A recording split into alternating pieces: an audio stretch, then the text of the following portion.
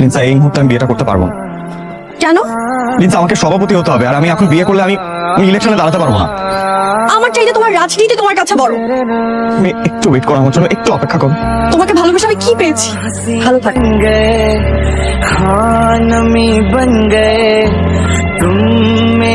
দেখ, আমি একটা ডিসিশন নিছি যে আমার জায়গায় তুই থাকবি। তুই আকরাম, আমি পারলে তুই কেন পারবি না?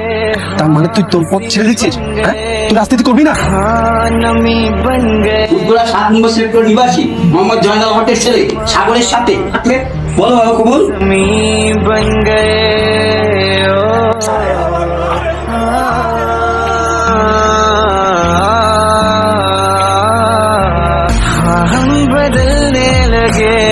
আমিও তোমাকে ছাড়া থাকতে পারলাম না। जब से हटाया तुम्हें तेरी ओर चलने लगे, हाँ हम बदल